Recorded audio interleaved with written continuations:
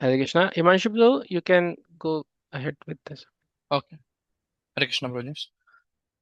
So in our last couple of sessions, we were discussing on the Vedi Sadhana Bhakti, right? So there we discuss about the Swabhav and Sadhana, how there is a tug of war between them, uh, and the desires are the main root of it, right?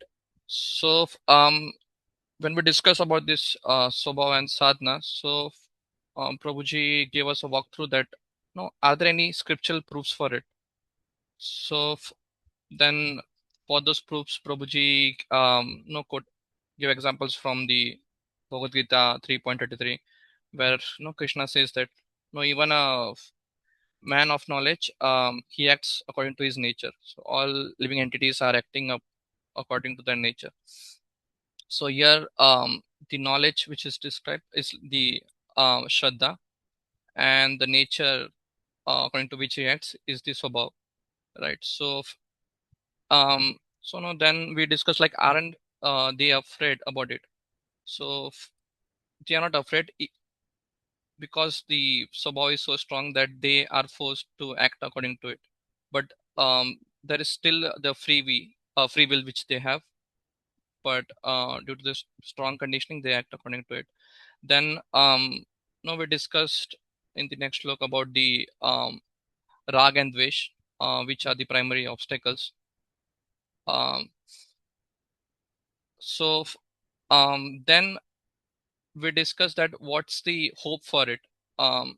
Like can't if the person is forced to act according to his swabhav, so what's the hope for it?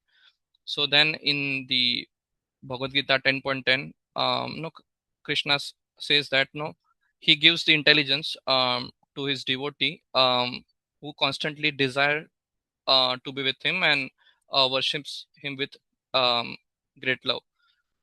So for him, he destroys the um, he gives him intelligence and destroys the darkness and ignorance within him, right? So here the Shraddha is like no, he constantly desires um, and, and worships him with great love, and the Swabhav is the darkness and the ignorance which he has. So then there is a hope, like, but the condition is that he needs to have the earning to please Krishna and to do bhakti and practice Krishna consciousness. Then later on, we discuss about the su duracharo person. Like even if someone who is very sinful, but still Krishna says to call him as a sadhu because he has no other desire than worshipping him. So for him, there can be he can go through fall downs and all, but he has that desire to practice bhakti, and when he falls down, then in that case he repents. So that uh, helps him to again further practice and increase his shraddha. So his shraddha is always intact, though he has those conditioning and all, and slowly no, he quickly becomes purified. um, so it so then Prabhupada also explained an example of a medicine, like when you take the medicine, um, no, slowly, very quickly you will be well. All the poison and all will go away. So that way, we should not externally judge anyone if there is a fall down for him, because he is practicing devotional service. So very quickly he will be purified. So that way, if all these examples we saw from scriptures which describe the concept of Swabhav and Shraddha. Yeah, well, next. Thank you. Thank you, bro. I think we had only one session last time. Yeah, there was Yes, no session on Sunday, I think. No? Yeah. Yes. Okay. Okay. So last time we were discussing from Bhagavad Gita, the proofs. So today we will continue to discuss from Srimad Bhagavatam and other scriptures.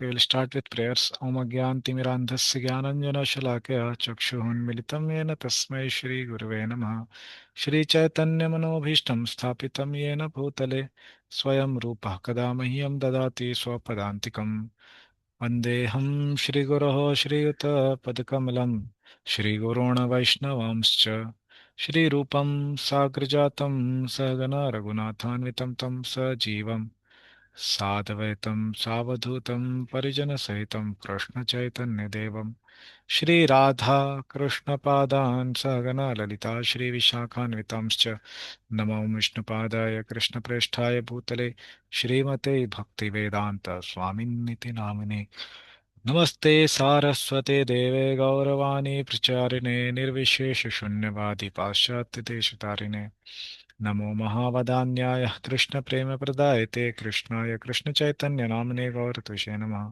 हे कृष्ण करुणा सिन्धो दीनबन्धो जगत्पते गोपेश गोपिकान्त राधाकान्त नमोऽस्तु ते तप्त काञ्चन गौराङ्गी राधे वृन्दावनेश्वरी वृषभानुसुते देवी प्रणमामि हरिप्रिये वाञ्छाकल्पतरुभ्यश्च कृपासिन्धुभ्य एव च पतितानां पावनेभ्यो वैष्णवेभ्यो नमो नमः जय श्री कृष्ण चैतन्य प्रभु नित्यानंद श्री अद्वैत गदाधर श्रीवासादि गौर भक्त वृंद हरे Krishna Krishna Krishna Hare Hare Hare Ram Ram Ram Hare Hare Hare Krishna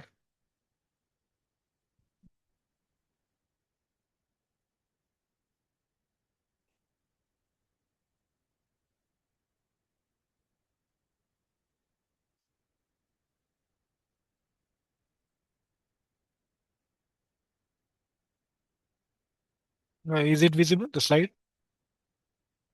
Yes, sir. Okay. So we are seeing proof of this Shraddha and Swabhava, which we defined as Swabhava as the conditionings or the desires which are not the goal. Basically, they are anartha. The person understands that there may be some desires which he may want to overcome, and that they are anarthas. And the swabhava is this, and then shraddha was that which is his goal or abhilasha to attain. So they are the two categories. So we are seeing proofs for them from Srimad Bhagavatam.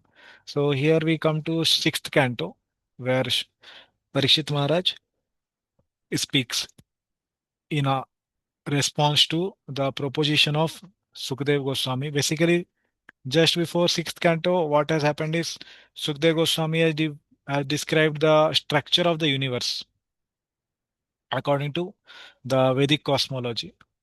And at the end, he describes that there are 26 hellish planets. And he describes how in each hellish planet, people are suffering. So, in the beginning of the sixth canto, then Parikshit Maharaj is very concerned about the pain these people are undergoing in hellish planet, that they are having so much of pain in the hell. So they are asking, Sukdev Goswami, he is being asked by Parikshit Maharaj that how can these people overcome such suffering? That is a question. So now Sukdev Goswami starts proposing karma marga, jnana marga, these kind of marks. So then Parikshit Maharaj actually understanding from the previous cantos like third canto, etc., that bhakti is the highest path. So Parikshit Maharaj does not accept Sukdev Goswami's proposal, and he starts to, in one sense, reject the proposal of Sukdev Goswami that Karma Marg and Gyan Marg are not to be accepted as a remedy for overcoming the sufferings for all the time. Okay. So he gives this example, which we know the elephant, just like he goes and takes bath into the pond, then he comes back and again throws back the dirt on him. So the karma marga prayashchitta is like that, where one will get purified for some time, but again he goes and commits the same sin. Okay, so that section is going on. So here Shri Rajo Vacha Parikshit Maharaj is speaking. Drishta Shrutabhyam Yat Papam Janan Api Atmanohitam Karoti Bhuyo Vivashah Prayashchittam Atho Katham. So yeah. Pratikru, would you like to read? Hare Krishna. Yes, Prabhuji. The king said, though the jiva knows jnanam that sinful acts yet papam are detrimental atmano ahitam, by seeing and hearing drishta shrutabhyam, he hopelessly commits sin again. Karoti bhuyo vivashaha. What is the use of atonement? Prayashchittam athokatham. Yeah, so he's saying prayashchittam, those which are described in the karma marga, atho katham, what is the use of them? Because again, the person is helplessly going to commit sin again. Okay, so in the purport, okay, 3 verses purport is there. We will read. Kvachin nivartate bhadrat, क्वचित् चरति तत्पुनः प्रायश्चित्तमथो पार्थं मन्ये कुञ्जर शौचवत्. Yeah.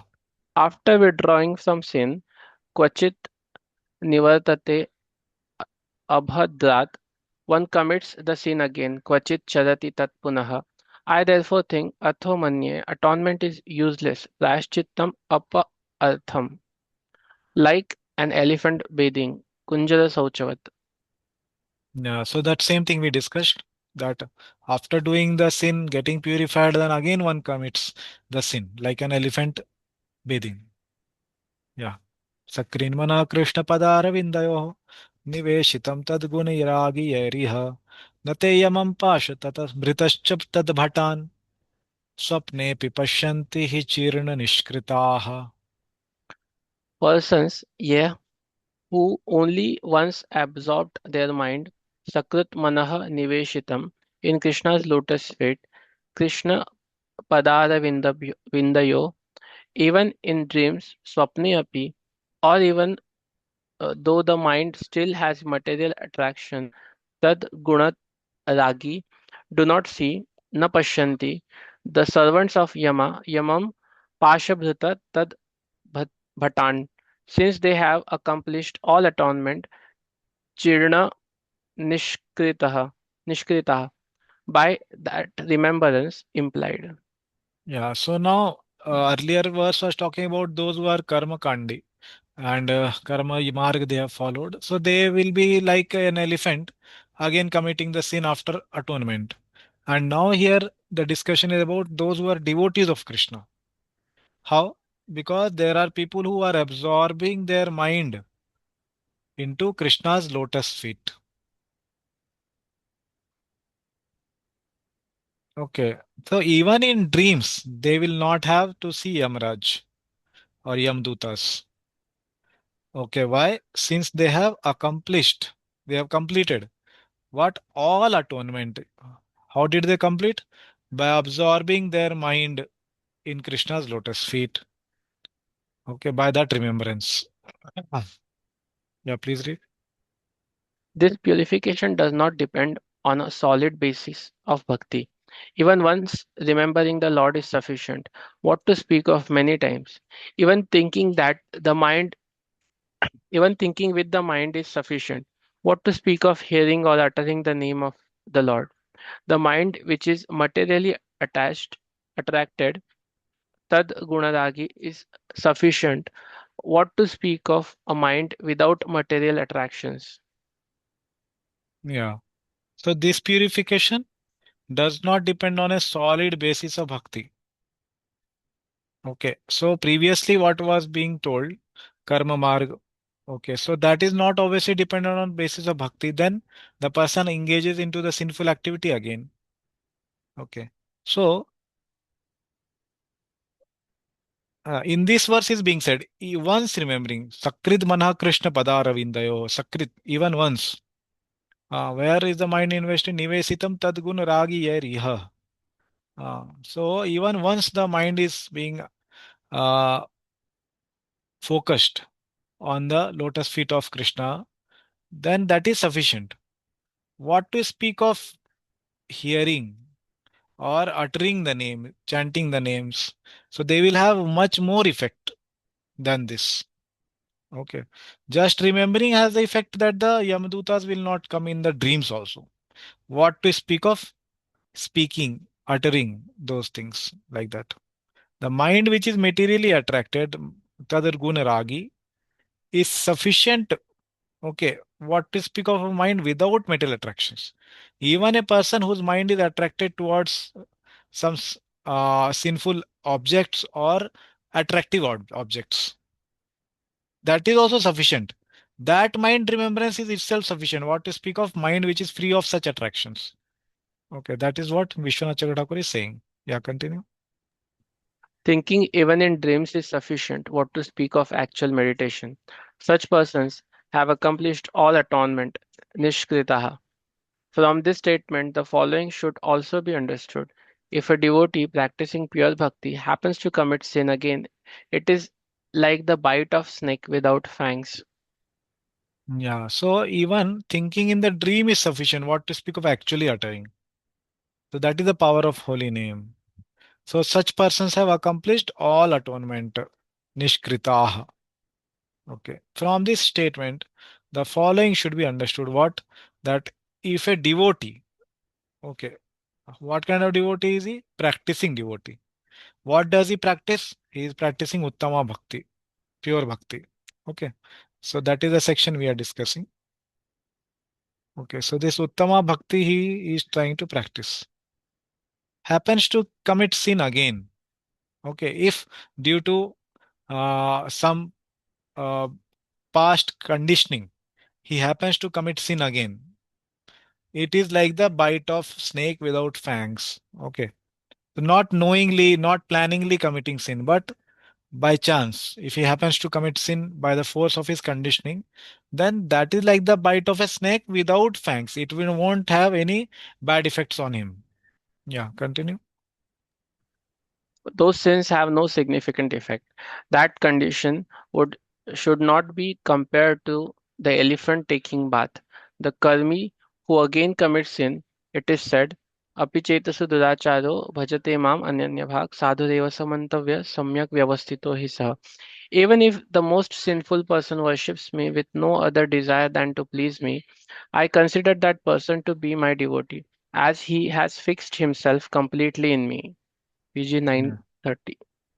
Yeah, so he says that for a devotee who might be carried away due to his past conditioning, if happens to commit a sin, it has no significant effect.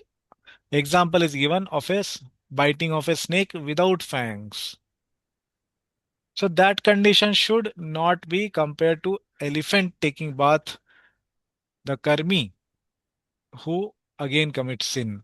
So somebody may say, oh, a devotee also, he did practice bhakti, like he did some atonement, and then again committed sin.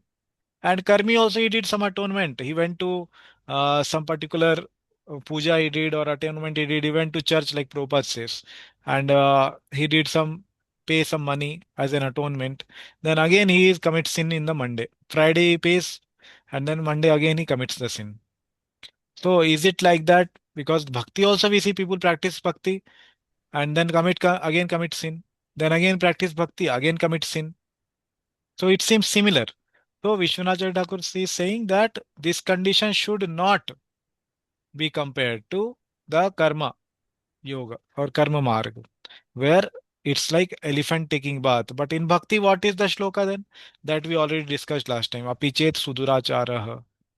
Even though a person may commit very, very abominable act, but if he is bhajate, if he is doing bhajan of Krishna, Mam, Krishna is saying, Ananya Bhak. How is he doing bhajan? He is doing Ananya Bhajan, not doing bhajan of any other demigods, any other process he does not take up. He does only bhakti, and that is for Krishna only.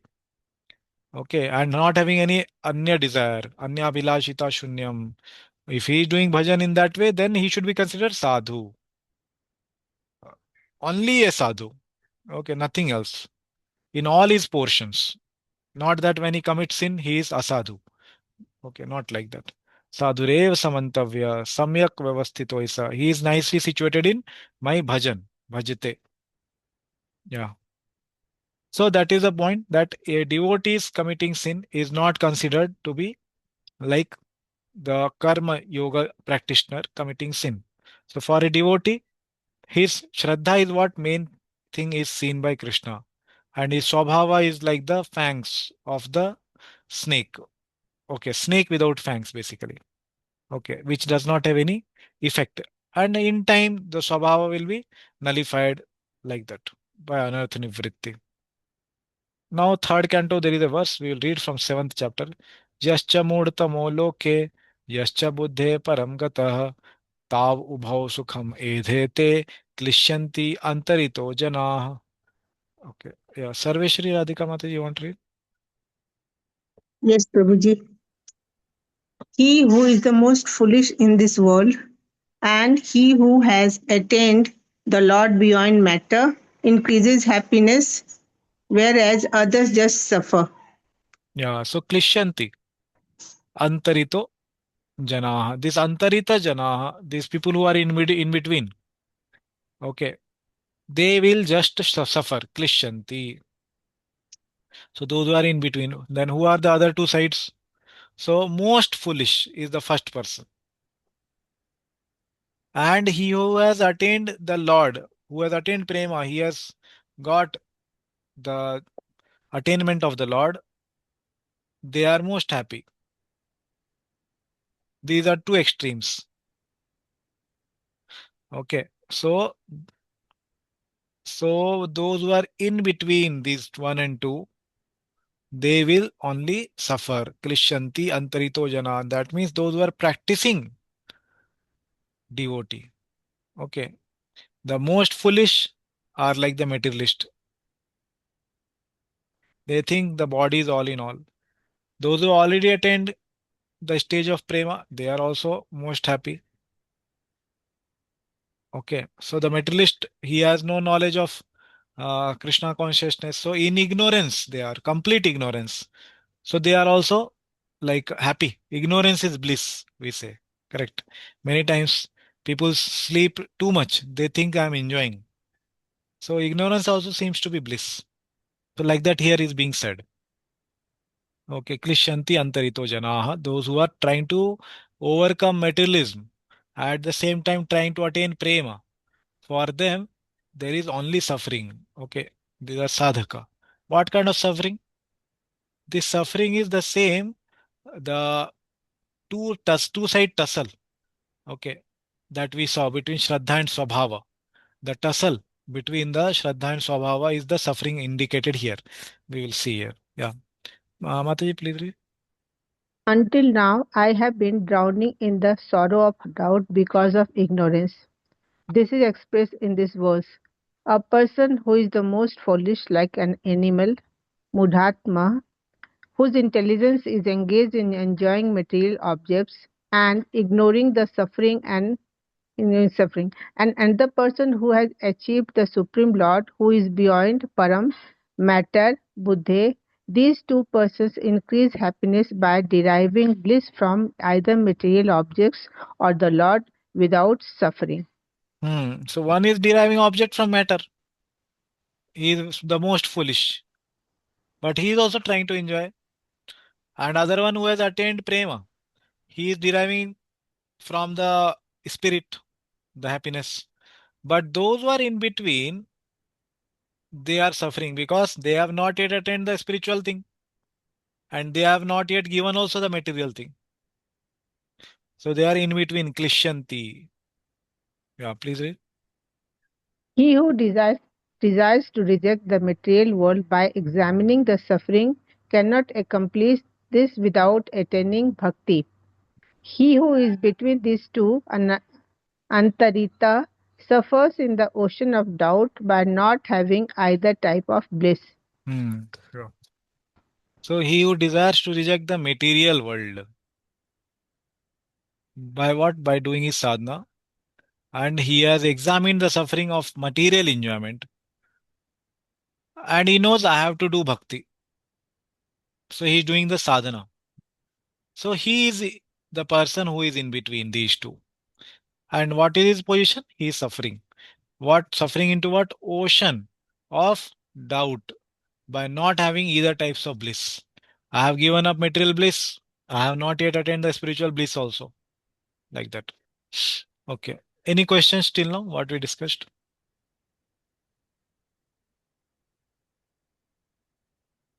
Okay, we'll continue. next section is from Madhuri Kadamini. Here Vishwanath Thakur will show that how there is gradual removal of anarthas in the life of a sadhaka. It's not one shot that suddenly the anartha will be destroyed. Okay, there is whole process of anartha nivritti, okay, which happens in many phases, 5 phases, okay, in the life of a sadhaka. So one should not think that suddenly all the anarthas will be gone in one day. And while the anartha nivritti is happening, there will be both the types of thing. There will be shraddha as well as swabhava. Swabhava, which we have not yet given up because the process is still continuing. We are still undergoing anartha nivritti. And completely pure shraddha, which is not fully blossomed also. We have not yet attained full shraddha, that which is attained at the stage of prema. So there is work in progress. So that is being described in this section. Okay. Yes, Mataji, please read. Four types of anarthas have been mentioned, namely those arising from previous sinful activity, from previous pious activity, from namaprada, and from cultivation of bhakti. They have 5 grades of anarthas, nivritti, nullification, limited to one's anartha, ekadesha vartini, affecting many anarthas, bahudesha vartini, almost complete, prayitki, complete, purna, and absolute, atyantiki. Hmm. So these 4 types of anarthas have been mentioned. What are they? First is previous sinful activity, duskritotha, from some duskriti which is done in the past. From there, anarthas are arising, because of which we want to again commit those sinful activity. Okay, anartha is basically desire, that which is not having any artha, anartha. It is having no artha means it's not having no meaning or no. Uh, it will not help us in progressing bhakti. That is called anartha. That kind of desire. So by committing previous sinful activity, we have got some desires to commit them again. So from previous pious activity also, some activities which are very, very pious we might have done, and it's hindering us to take up bhakti or some activities of bhakti.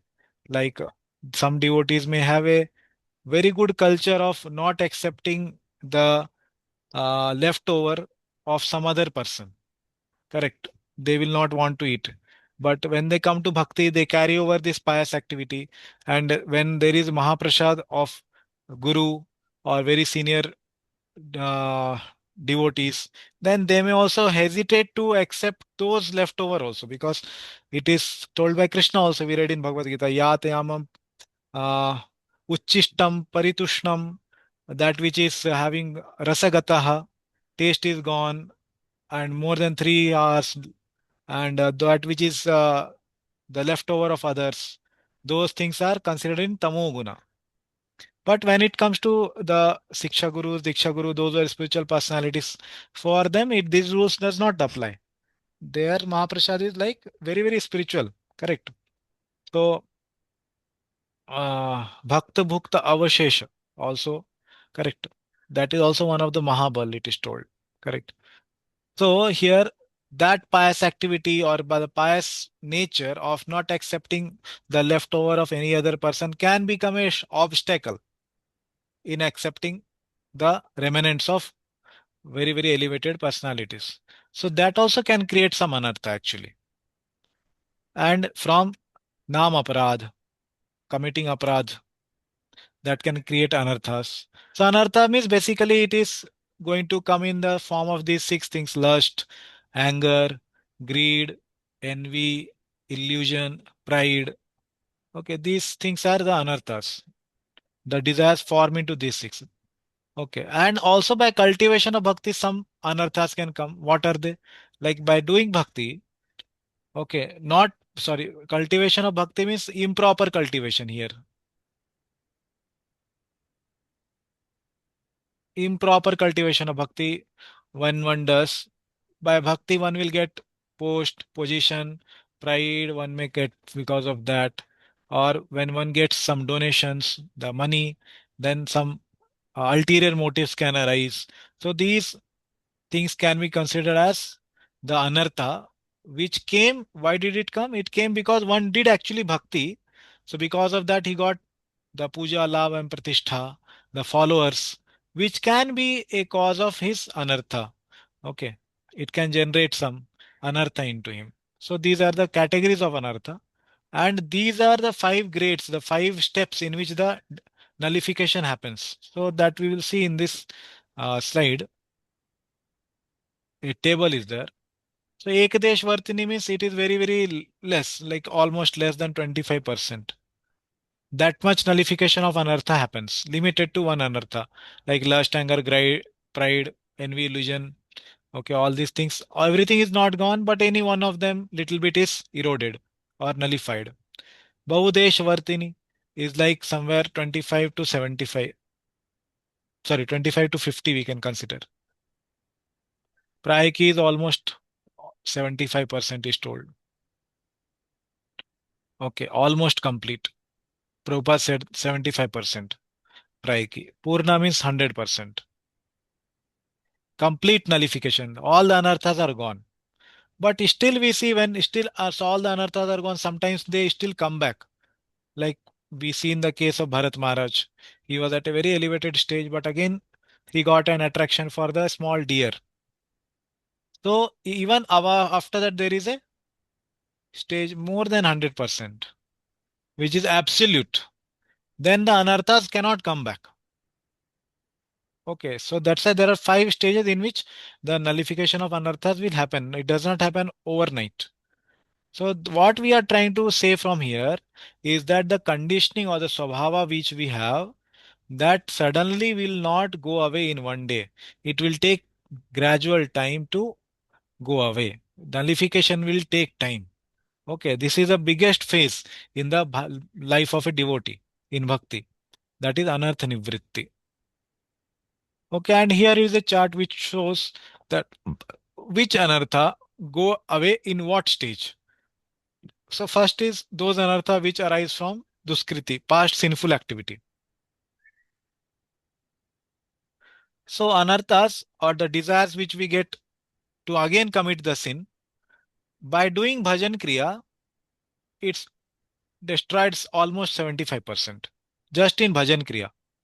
The anartha nivritti not yet started properly. Obviously, anartha nivritti starts even at shraddha only, and gradually it increases. At the anartha nivritti stage, it is 100%. Not 100%, but majorly it is. Yeah. So dushkritotta anartha are destroyed. How much? 75% they are destroyed at the stage of bhajan kriya itself. Like we have sadhu shraddha, then there is sadhu sangha, then there is bhajan kriya, third stage, right? In the third stage itself, this anarthas arising from sinful activity is gone how much? 75%. And when one reaches nishtha, it is 100% destroyed. Okay, not all anarthas are destroyed. Please note here, only those which are generated from sins. Other anarthas we will see similarly. Okay, only those which are generated from sinful activity, they are 100% destroyed at nishtha. At asakti level, they are destroyed more than 100%, means anarthas will never come back which have arisen from sin. So a devotee who has reached from at the stage of asakti or nishtha, they will never have anarthas in them coming, means lust, anger, greed, envy, illusion, pride will not come into their personality from duskritotta anartha. It can come from other sources. We will see, like apradotta anartha, it can come. Okay, like Bharat Maharaj, he reached at the stage of bhava. So when at the stage of bhava, the apradotta anarthas are only 75% destroyed. 25% is remaining at the stage of bhav. Which anartha? Aparadotta anartha. They are very, very strong. That's why it's told aparad is the most difficult thing to overcome. Other anarthas like sukritotta, pious activity, they just like sinful activities, they are also destroyed at the stage of nishtha 100%. At the stage of asakti, 100%, more than 100%. It will never come back. Bhakti hotta anartha like puja, lava, pratishtha, post, position, money, any anarthas coming from practice of bhakti. By practicing bhakti, one gets all these things, right? He can get some money, donation, and then they can get puja, labh, pratishtha. Okay. So the bhaktiyotta anarthas will also be destroyed at the stage of ruchi itself. Ruchi comes before asakti. Okay, 100% it's destroyed at the stage of ruchi itself. More than 100%. 100% is done at nishtha only. Okay, so which is most difficult to overcome is this aparad uttanartha by committing Vaishnava aparad, Nam aparad. Okay, they are the sources of the anartha even after the stage of bhava. They can remain. Lust, anger, greed, envy, illusion, pride, if it is seen at the stage of bhava or it is seen at the stage of prema, like Chitraketu Maharaj. Okay, he had little pride in his heart, it is told. But obviously, that was orchestrated by the Lord that he wanted to get him back very soon. So that's why he offended Shiva. So they can happen if in any person that is possible only and only by aparadha. We have to understand it is only because of past aparadha that this person may have again surfacing of lust, anger, greed, envy, illusion, or pride. So any great personalities, those who have shown the symptoms of bhav, okay, and if they commit some very sinful activity and have anarthas, then it must be said it is only due to aparadha. Because all other three are nullified at the stage of ruchi and asakti only. Okay, so what we are concluding from here? We are concluding that aparad will not go away in one day at one stage only. It will take long time. That is the conclusion from this. So that's why we are saying that as we are trying to practice Shuddha Bhakti, we cannot say that until unless all the anarthas are gone, we have not started practicing pure bhakti. Okay. Sometimes people say that I still have material desires, I still have some conditionings. Okay. So, am I practicing pure devotional service? So, if you are not practicing, then how will these things happen? Okay. Obviously, it's not that everybody who is in ISKCON is chanting, reading, hearing, is practicing pure devotional service. We have to understand what is the attitude towards the anartha. Whether he wants to fulfill them or he wants to give them up. What is his attitude? At least he should have considered them as anartha. Then only anartha nivritti will happen. Na? So that is the point.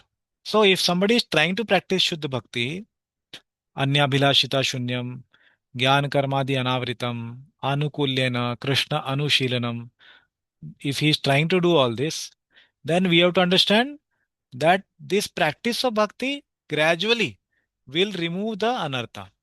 Okay. So when somebody says that all the anarthas are gone, then I will start practicing pure bhakti, that is false. That claim is not right. Otherwise, Vishwanath Chakravarti Thakur would not have given this table. Okay. And we also see that there are so many stages of Anisthita Bhajan Kriya also. Okay. That when one is not reached Nishtha, one is having Anishtha. Okay. Before Nishtha is called Anisthita. And the Bhajan Kriya, the third stage. Shraddha, Sadhu Sangha, then Bhajan Kriya. So the Bhajan Kriya done before Nishtha is called Anishtita Bhajan Kriya. That has so many stages like false confidence in the beginning. Just like when we come into bhakti, we think, oh, I know everything. I should preach to my parents, I should preach to my friends, I should preach to my family. And one starts doing all that, thinking I know everything. Okay, might have just started chanting or 1 year in bhakti now. So Utsahamayi, that is called. Then there is Ghanatarala. He thinks I know everything, but some days he chants, some days he himself does not chant. Sporadic endeavor. Viewed Vikalpa. Indecision. He will not be able to take decision. Should I remain a brahmachari or should I be in a grihastha ashram? Okay, like that. This is indecision. Vishaya sangara, struggle with the senses. Okay, he knows that I should not enjoy the sense objects. He knows what are his conditioning, but still he is not able to overcome them. Struggle is there, tug of war. And then there is Niyamakshama. And he thinks that, yeah, today onwards I will practice bhakti so nicely. I will never indulge into sense objects. I will never commit any sinful activity. But he is unable to uphold his vows. That is Niyamakshama. Okay. It's not that he plans to break the vows or commit sinful activity, but he is not able to because of his conditioning. And last one is called Taranga Rangini, enjoying the facilities offered by bhakti, like puja, labh, pratishtha, like that. Okay, so these are again stages of bhakti before nishtha. So it all happens in stages. It's not that in one step it will go away.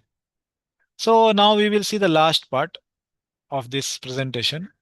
Are the terms Shraddha and the Swabhava mentioned in the scriptures? So many shlokas we saw, but we never saw any place where there is these two words both mentioned together.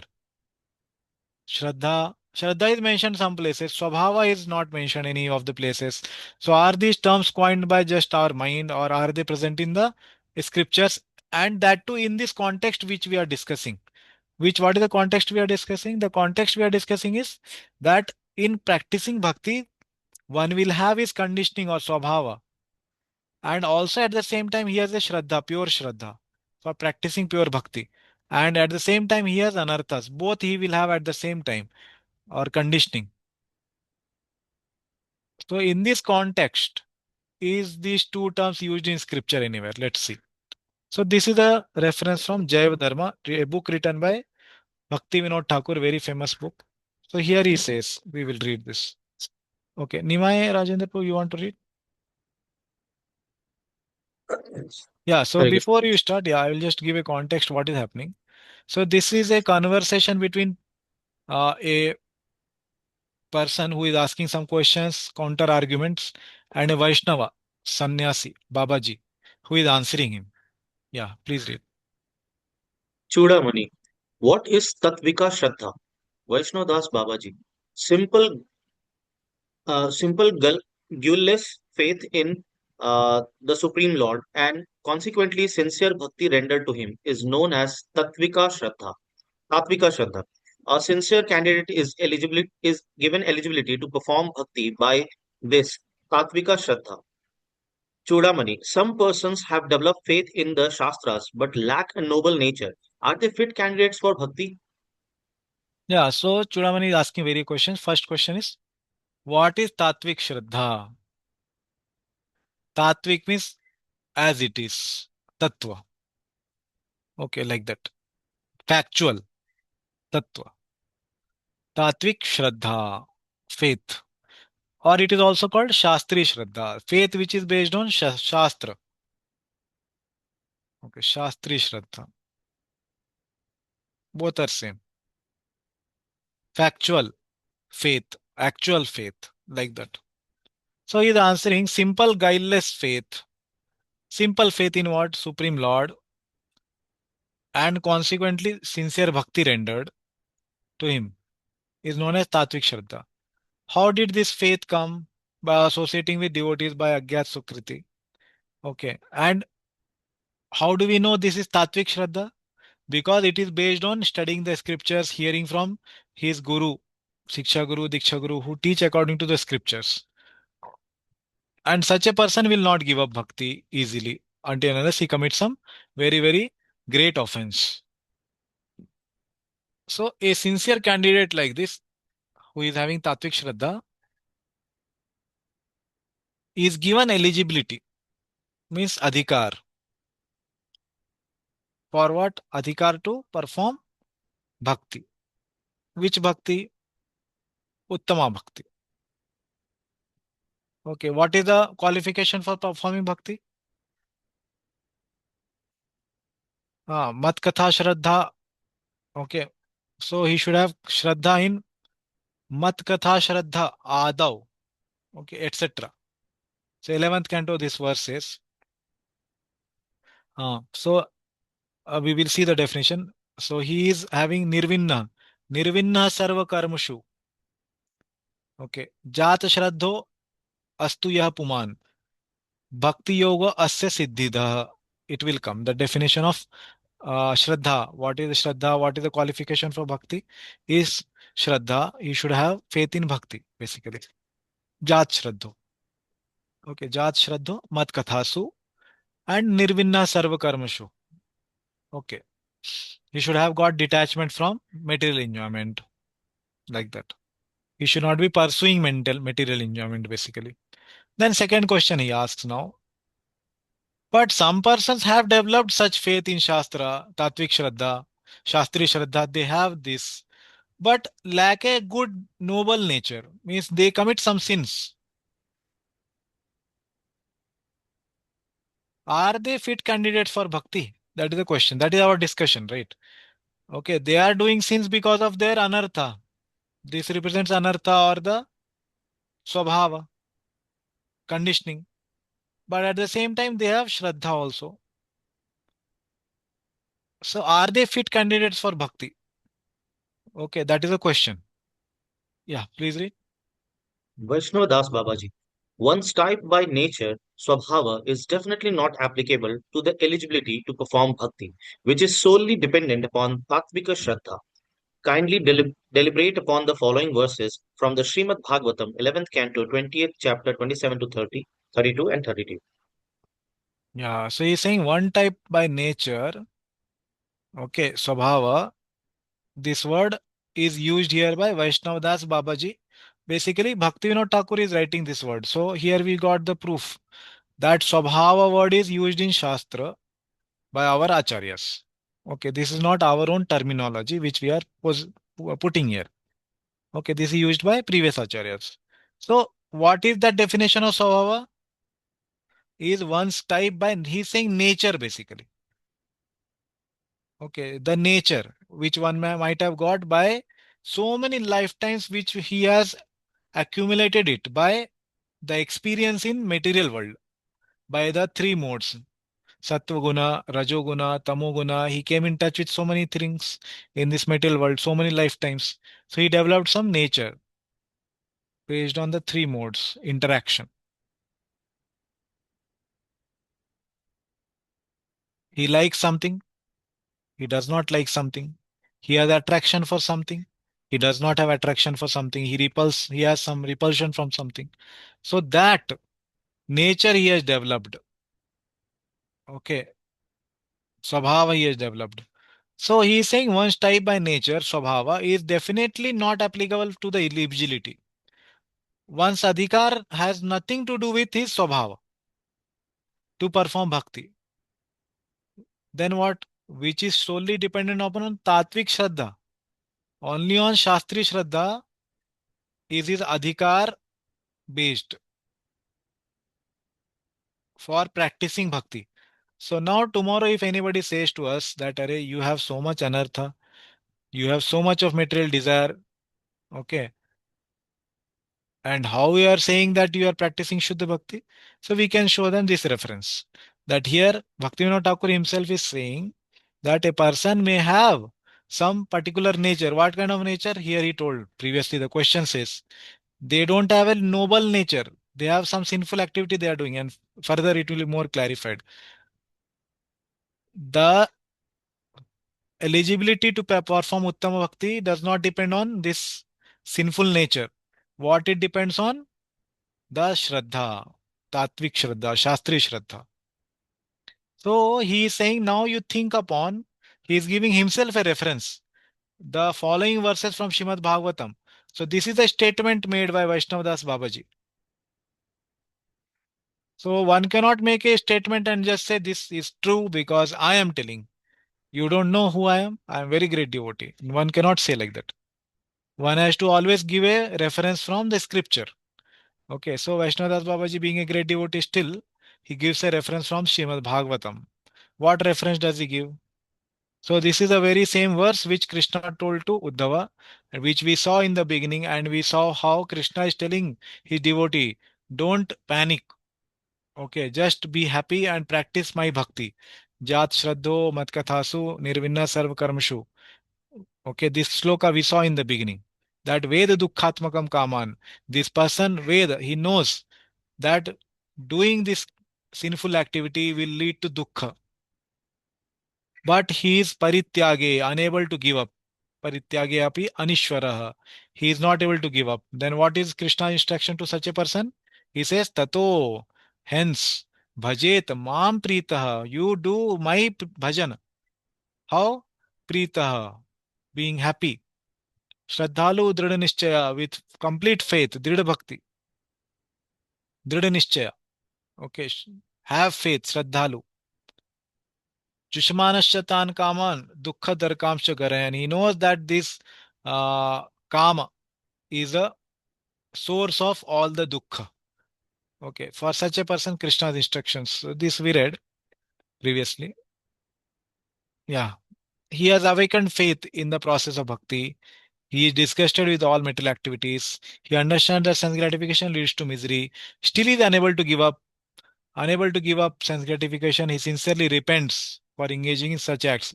For such sadhakas, Krishna's instruction is what? Tato bhajet mam, worship me, prita, remain happy. Okay, chant and be happy, we discussed previously. With great faith, do not give up your determination. Same reference Vaishnava Das Babaji is quoting to Chudamani, which we discussed in the beginning, which is also quoted by Jiva Goswami in Bhakti Rasamrita Sindhu in commentary to the definition of sadhana bhakti. Okay. What else he quotes?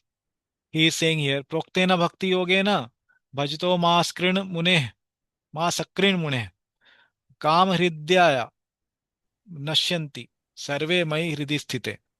When an intelligent person engages constantly in worshipping me through loving devotional service, he is doing bhakti, as described by me in the scriptures. His heart quickly becomes firmly situated in me.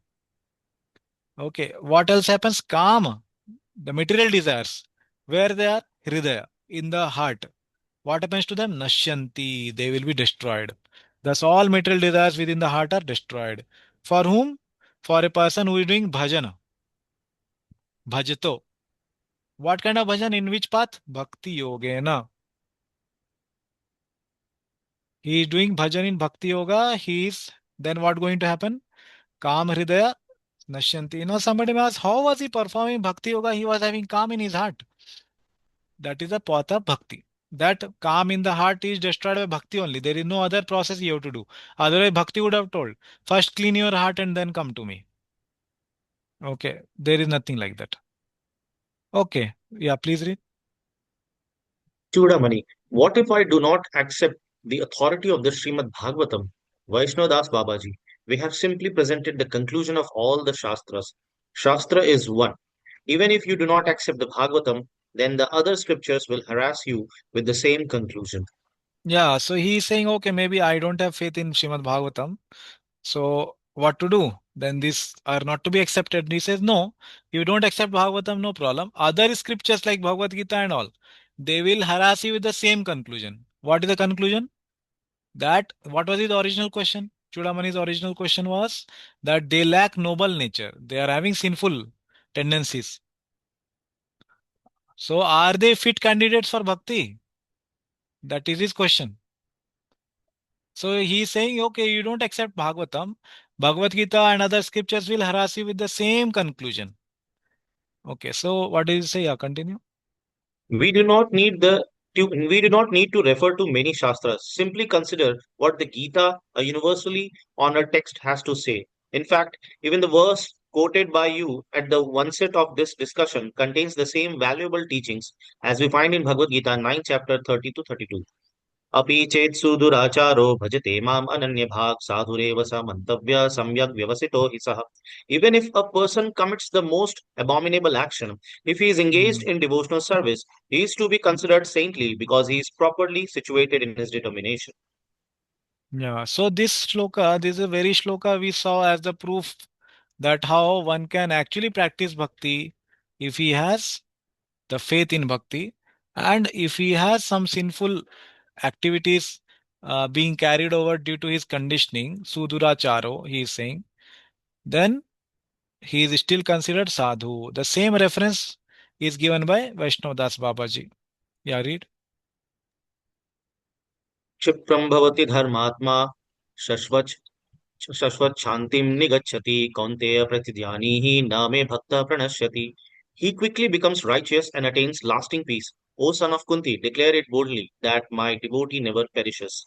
मां हि पार्थ व्यपाश्रित्य ये अपि स्युः पापयोनयः स्त्रियो वैश्य तथा शूद्रः ते अपि यान्ति परां गतिम्.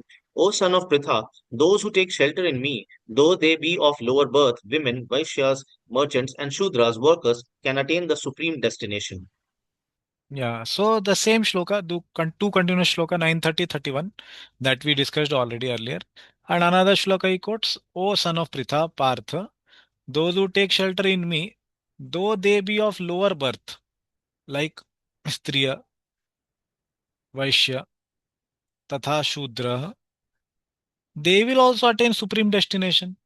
Those who are sinful because of their birth, like in the previous birth, they might have committed some sins because of the sinful activity, their birth is lower.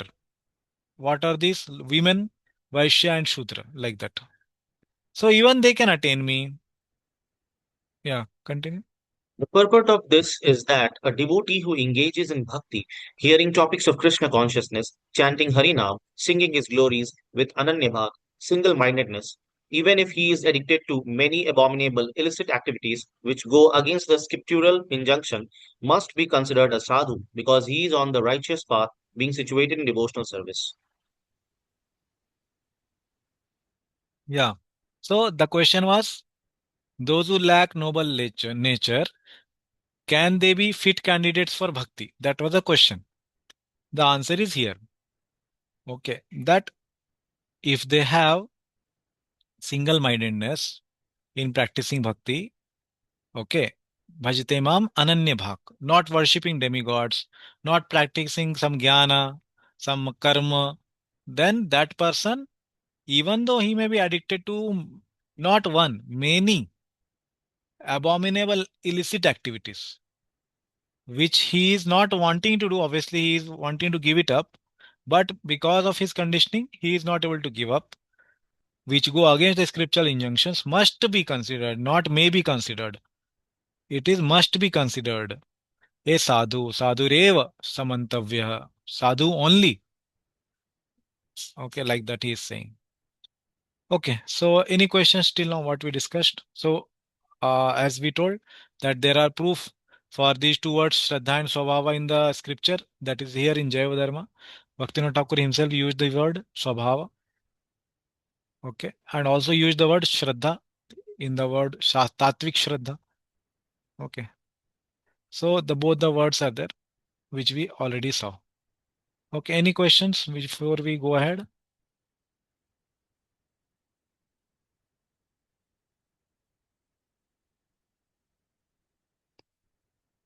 Okay, so if there are no questions, Hare we'll Krishna. yeah. Raji, when we discussed the first verse where Krishna mercifully said that even those, I mean, even if he has uttered that holy name, Hmm. even in his dream or Dreams, yes. correct. So Prabhuji, sometimes we hear that these are encouraging statements. Hmm. So, and again, there is this offense also that considering the glories of be the imagination. So, Prabhuji, so those two things, Hmm. how should we understand? Okay, we'll go back to that verse. Sakrin mana Krishna padara vindayo. This one, na? This one you are telling. Yes, yes. Yeah, so what here is said that people who absorb their mind on Krishna's lotus feet, okay, even in dreams they might absorb their mind. That is one meaning. Okay, so then what will happen? They will never see Yamdutas basically. Why? Because they have accomplished the all atonement by just remembering in dreams also, like that. So obviously this is an encouraging statement, but one should not think that it is a statement which is not true. Okay, like in a classroom, sometimes the teacher may say that uh, you are a very good student. Though the student might have scored only passing marks. But to encourage the student, the teacher may say that. These are not like that. These are factual statements, okay, which are not in the category of sixth offense, basically. The imaginary things one may want to take out from the meaning of the uh, holy name, like that. So these are not like that statements. These are factual statements which have their effect. Given that the person, to the degree the person has less and less aparad, to that degree this will be seen. Like there is another verse in second canto which says, Tadashma saram hridayam batedam na grihamane harinama dheye netre so gat ruheshu harshad. So it says that very famous shloka that heart must be considered steel framed if it does not have tears in the eyes while upon chanting the holy name. So that is very, very true. It's not just an encouragement. Those who have mm, nullified their anartha, for them it will take effect. Just once chanting the holy name can create tears in the eyes for them.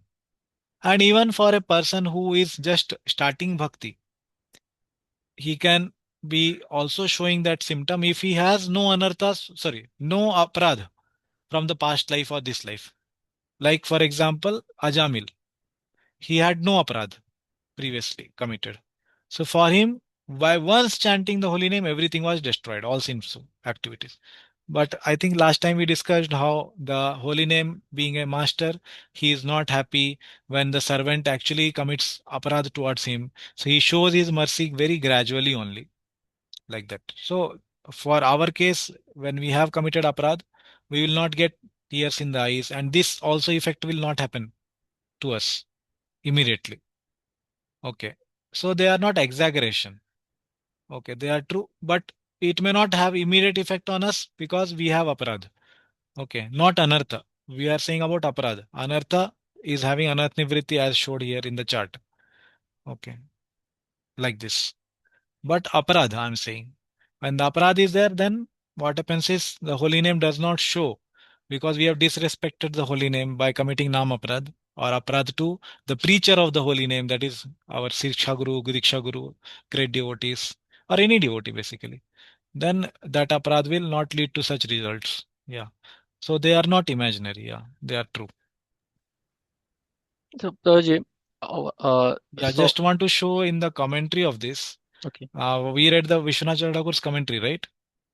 Okay, so here he did not say anything about that this is a encouragement. Okay, so when Hmm. some devotee may say that, that is their way of explaining it. I don't know from where they are getting that script. But Vishwanath Thakur or other acharyas have not said like this about the verse here. We read it now. Hmm. They have not told like that. Okay, that is my understanding. Yes, bro. Yeah. Prabhuji, in that way, this even the offense to the holy name, those aparadas are more dangerous than the anartha Mm. uh, part, right, Prabhuji? Yeah, When yeah. but Aparadha are more. Yeah, so Prabhuji, correct. but we while chanting the holy name, I mean, we don't feel like we are doing. I mean, if we do something gross, we feel okay. This is because of my anartha, but because of our conditioning and because our intelligence is not that pure, we Mm. feel the offenses to the holy name like inattentive chanting, then doing some other things, even the sometimes we do demigod worship, but that is again, yes. So Prabhuji, is it because of our intelligence is not pure, therefore we are not understanding, or this is the process how it is, like slowly we'll get purified? Okay, not understanding what you said. This aparadha are more dangerous than the anarthas, Okay, okay, like that. particular to the holy name. Yeah, yeah, yeah. Both actually. Yeah, the process is also described here. It's slow only. Anatnivritti happens in so many phases. That is also there, and we also cannot understand that what aparadh we have committed, how much we have committed. We also Mm. don't have any account of that. Okay, but we can understand one thing, that the more we feel repulsion from doing bhakti activities, that much more aparadh we have. Like it was described earlier, that the stage of nishtha, what happens is there is no laya, sleepiness in doing the Mm. activities of bhakti. It's very occasional. Okay, so if the more we feel laya or vikshep, distraction from activity of bhakti, okay, so those are the symptoms that we have more and more aparadh. Okay, one Mm. symptom already we told, that if one does not get the tears in the eyes while chanting the holy name, that is means he has surely aparadh is there. Well, less or more we don't know, but less and more we can understand from this how much we feel repulsion, how much we feel distraction, how much we feel unattractiveness and sleepiness in the process of bhakti. Then we can understand. And also other things are there. There are five things, na? Laya, vikshepa, apratipatti, indifference. Mm. There is no sleepiness, there is no distraction. Still, we don't like to do bhakti. That is called apratipatti. Then there is kashaya, our addiction or our attraction to habits like lust, anger, greed, envy, illusion, pride. How much we get all these things, lust and anger, is basically more uh, without having any uh, proper reason. And then fifth one is rasaswada, having lot of attraction towards material objects. Not for because our develop our bhakti will, we can do our bhakti nicely. For that we can have use of some material objects. That is fair. Okay, because it is helping in us in our bhakti. Like we are using a laptop, we are using a pen, or we are using some speaker, headphone. So we are using them in bhakti because it helps. That is different. I'm talking about for our own sense gratification, how much we have attraction towards the objects of senses. Then that much we are having aparadh, we can say. Okay, that's what. Okay, Thank you, Prakash. okay. So we'll go to the next. Hare So Krishna many Prabhuji. places. Yeah, yeah, yeah. Prabhuji, in the 5 stages, the third one, I'm not able to get like the first one you said it is sins, second is pious activities, Hmm. and what about the third one, Prabhuji? Bhakti Uttha. This So one. yeah, so what it is like? Yeah, yeah. So I told this is about puja, lava, pratishtha, which one gets Okay, by bhakti. okay, Post, Prabhuji. position, one may get by being in bhakti only. Just by being in ISKCON, one becomes a senior devotee after few years. Mm. Okay, like that, some post position or some seniority will give some benefits. And if we are not having proper consciousness, then it can become an anartha. It can trouble us. Okay. Yeah, Prabhuji, then what yeah, is like how to work on this, like getting to know about these anarthas? So we have to yeah. follow the four regulative principles very Hmm. sincerely, Hmm. and that is the only thing, or Yeah, yeah. That is not very much to be in focus. mm, Like there are two things: artha pravritti, anartha nivritti. Our focus is not anartha nivritti, that oh, somehow this dirt in my heart should go away. There is so much dirt in my heart. Our consciousness is not anartha consciousness. Our process is Krishna consciousness. The consciousness should be delving into Krishna. Okay, International Society for Krishna Consciousness, Prabhupada named, na? So there are two things. Artha pravritti, that means having consciousness fixed on Krishna. And there is consciousness fixed on anartha. Oh, I have so much anartha, I have to overcome, I have to overcome. So the process is Krishna consciousness. The process is to do bhakti. So that's why here the bhajan kriya when we do, when we reach the stage of nishtha, asakti, bhava, prema, all these will automatically go away. So the focus is on the process of bhakti, on Krishna, like chanting, reading, hearing, all the limbs of bhakti, whichever limb we may like. Which is the best limb? That limb where we can absorb our mind maximum. That is best limb for us. It may be chanting, it may be reading, it may be hearing. Okay. Sometimes it is said, oh, Ekadashi, we have to chant 64 rounds. This is a rule. Not like that. Whichever limb engages our mind maximum in absorbing in Krishna. Okay, Krishna consciousness is highest in which limb of bhakti of ours? That we only know. Our seniors, our counselor, they cannot tell. Sometimes they can see us and tell maybe you like this more, maybe you like that more. They can tell something, but actually who knows is we only. Okay. Just like we Yes, know Prabhuji. what kind of sense gratification we like. Nobody has to tell us. Our counselor doesn't have to tell us. You like this kind of sense gratification. We don't need any certificate. We know very nicely. Okay. So like that, we only know which limb of bhakti we like so much that maximum of our mind is absorbed into Krishna. That is the best limb for us. Okay, and then we will progress fastest in bhakti. And this is not my theory. This Sanatan Goswami is telling in Brihad Bhagavatamrit. I have shown this earlier. Okay, Ekanga Bhakti there is called, and we will see it at the end of Angvasa Bhakti again. Rupa Goswami himself will tell, if one fixes his mind on any one of the limb of the bhakti, then he can also attain all the results. No problem. So that he says in Brihad Bhagavatamrita also. Okay. So whichever limb is one's most absorbing limb he likes the most, that one should do. That is our focus of Krishna consciousness. So focus is not anartha consciousness. I have lust, I have anger, and every day we are chanting 16 notes of lust, anger, greed, envy, illusion, pride. That is not the thing we have to focus upon. That will automatically happen. We don't have to estimate also which one we have more, whether we have dushkritottama anartha more, sinful activities more, whether we have pious anartha more, we have bhaktiotta anartha more, or apradotta, which one is more in us, we don't have to analyze. Bhakti will remove everything. If we commit aparadha, obviously we take remedy and we go and ask forgiveness, and we should not do it knowingly. But if there is something from past life or this life past, bhakti will remove it automatically. Thank you so much, Prabhuji. Yeah. Hare Okay. Krishna. Hare Krishna. Okay, so here we have a section where now we have studied about Shraddha and Swabhava, and now here in Chaitanya Charitamrit, sometimes when after this understanding we read this, then we get some questions that are framed here so that we don't get confused and we get the right understanding what is Krishna trying to say. So here we have some questions. What does this purity basically, pure bhakti we say, na? Shuddha bhakti. Okay, what are different connotations of this word purity in the Shastra? So few questions are there.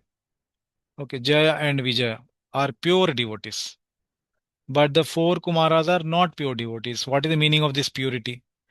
What is the meaning of purity in this sentence, in this context? Okay, Rupa Goswami is a pure devotee, but I am not. So what is the meaning of purity in this context? Okay, and there is another statement. Sri Dama, who is Krishna's Sakha, Sakhyaras he has towards Krishna. He is a pure devotee, it is said here. But Arjuna is not a pure devotee. What does this purity refer to? Okay, so there is a section from Chaitanya Charitamrita. This is purity based on the level of rasa. Okay, so basically one can attain rasa either in the mood of Aishwarya Bhav by practice of Vaidhi Bhakti, or one can attain the rasa in sweetness, madhurya. Okay, this is not madhurya rasa, this is sweetness in general. Okay, okay, which is attained by practice of raga marga, okay, raga bhakti. Where is it present? It is present in Golok Vrindavan. Aishwarya Bhava is gained by practice of Vaidhi bhakti. Which one is pure? Both are pure. Okay, both will lead to prema. But where is Vaidhi bhakti present? It's present in Vaikuntha, where there is awe and reverence towards Vishnu. But in Golok Vrindavan, when Sakha or other like Vatsalya Ras, there is Mother Yashoda or Nanda Maharaj, they deal with Krishna. It is full of sweetness. They don't have any awe and reverence towards Krishna. Okay. So this is the basic concept of two types of experiences one can have in spiritual world based on his sadhana. If he has done Vaidhi Bhakti sadhana, he will reach to the stage of bhava where he will have Aishwarya bhava. Okay. Okay, lot of adoration, respect for the person whom we are worshipping, our Ishtadeva. Okay. Generally it is Vishnu.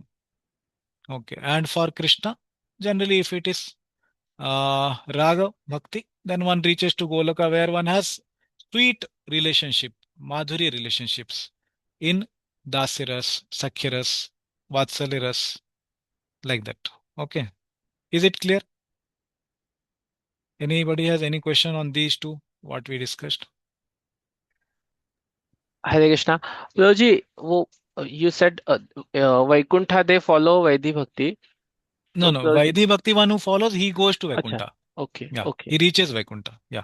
okay. Just by following Vaidhi Bhakti, he will reach Vaikuntha. I mean, Yeah. By Vaidhi Bhakti, obviously, when he practices in sadhana, he will reach to stage of bhava, which will have Aishwarya, means a lot of awe and reverence and respect, adoration towards the person of basically the Vishaya.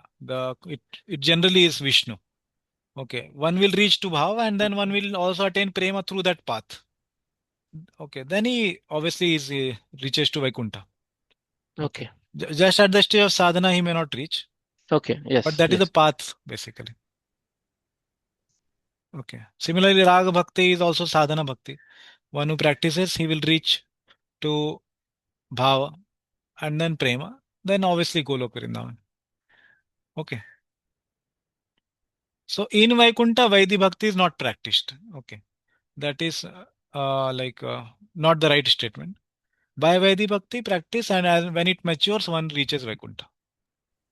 okay. Okay. Understood, Prabhuji. Yeah.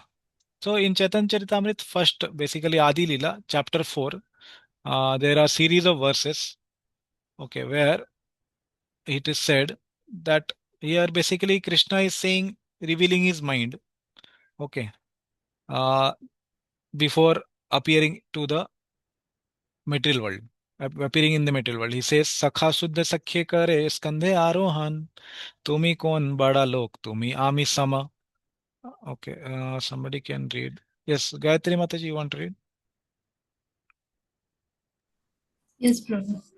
My friends climb on my shoulders in pure friendship, saying, "What kind of big man are you? You and I are equal." Yeah, so why we have taken up this section? Because here the word is coming Suddha Sakhya. Okay, those were Sakha, friends, into what? In which rasa? In which relationship? Suddha Sakhya, pure friendship. So does it mean there is some impure friendship also? If it is impure, how one will reach to Golok Vrindavan? If not, where does he reach? So this question comes. So here he is saying, next verse, यही शुद्ध भक्त लैया करीमु अवतार करीब विविध विधा अद्भुत विहार वैकुंठाद्य नाही ये लीलार प्रचार से लीला करीब याते मोर चमत्कार. Yeah, please read. Taking these pure devotees with me, I shall descend and sport in various wonderful ways, unknown even in Vaikuntha. I shall broadcast such pastimes by which even I am amazed. So Krishna is telling in his mind. So taking these pure devotees, which pure devotees? Suddha Bhakta. Okay, previously before this also he told few. Basically those who are present in Golok Vrindavan, he is talking about them. I will take them with me. And what I will do? Karimu avatar. Avatar means to descend, to come down. Avatarati iti avatar, he says. So here he will descend. What he will do? Kariba vividha vidha adbhut vihar. Vihar means roam around or pastime basically. What kind of pastime? Adbhut. Okay, which is very, very wonderful. Okay, wondrous pastimes. And what kind of kariba vividha? Various kinds, with various ways. Okay, I will do such pastimes by bringing these associates, with me. Like that Krishna is saying in his mind. Then what is saying? Vaikuntha Adye, in places like Vaikuntha, etc. Nahi ye Leela Prachar. This kind of pastime is not possible. Prachar generally means preach or something like that, but here it's like it's not possible, it's not broadcast there. So what he says then, se Leela, such Leela, Kariba, I will show it in the material world, Yate more chamatkar. By which even more I am also chamatkar means I am also amazed but by such pastimes. Okay, so he is saying bringing these friends or these personalities from Golok Vrindavan, I will also perform such pastimes which are full of sweetness, by which I am also amazed and which are not present in Vaikuntha. Okay, that he is saying. So again here we have to note this word Shuddha Bhakta. So all these Shuddha Bhakta, are they present only in Golok Vrindavan? Then those who are present in Vaikuntha, are they not Shuddha? Okay, because here is a comparison made. Na? Here he said Vaikuntha etc. These pastimes are not at all possible. Then what is possible there? So now he says Vrajera Nirmal Rag Suni Bhakta Gana Raga Marge Bhaje Yena Chadi Dharma Karma. Yeah, please read. Then, by hearing about the pure love of the residents of Raja, devotees will worship me on the path of spontaneous love, abandoning all rituals of religiosity and fruitive activity. Yeah, so Vrajera Nirmal Rag. Again, Nirmal means again it is without mala or without any impurity. Okay, so what he is saying? Pure love. Okay, what kind of love? Rag means spontaneous. Okay, which is, as we discussed earlier, not possible in Vaikuntha. Okay, there is no, rag is not there. Okay, but there are the practitioners from the path of Vaidhi Bhakti with awe and reverence there who have perfected their reached. Now he is saying Suni Bhakta Gana. Okay, Raga Marge Bhaje. Those who are doing bhajana into the Rag Marg, and what are the qualities? Yena Chadi Dharma Karma. And they have given up all the dharma and karma, basically path of karma yoga, jnana yoga, ashtanga yoga, all these things. Okay, and giving up all this, they are practicing which marg? Obviously bhakti, but in bhakti also what? Raga marga, spontaneous practice. What kind of spontaneity we will see when we discuss about raganuga bhakti. But here we can just understand that it is a kind of spontaneous uh, practice. Okay, like that. It is still in practice. That's what he's saying. Okay. So the word we have to mark here is Vrajera Nirmal Rag. In Vraja there is pure Rag, pure spontaneous love. Then the question arises, outside Vraja, what is there then? Is it not pure? Is it not Nirmala? Okay. Now he answers here. ऐश्वर्य ज्ञाने ते सब जगत मिश्रित ऐश्वर्य शिथिल प्रेमे नाही मोर प्रीत. Yeah. Lord Krishna thought all the universe is filled with the conception of my majesty, but love weakened by that sense of majesty does not satisfy me. Yeah. So he is saying that there is a kind of majesty, Aishwarya Jnana, okay, which we discussed in the beginning. Where is it present? Saba Jagat Mishrit, mixed basically. Okay, all of the universe, okay, is filled with Mishrana or the some we can say like we have alloyed and unalloyed, na, these two words which we hear, correct? There will be some other metal mixed with a particular metal. Like we have gold, 24 karat is only gold. When we have 22 karat, 18 karat, some other metals like copper or other things are mixed. Similarly, there is some mixture of this Aishwarya Gyan. Why that? What is happening? Krishna says Aishwarya Sithil.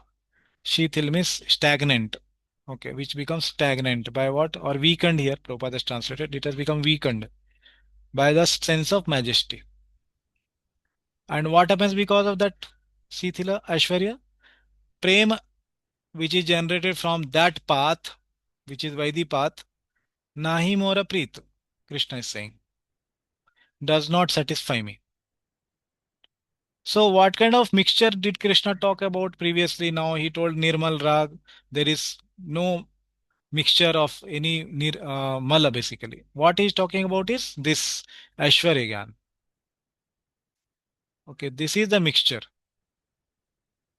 So there is no mixture of any impure thing, but mixture of Aishwarya, awe and reverence. Okay. So when he said previously, Sakha Suddha Sakhya. Suddha Sakhya means what? No Aishwarya.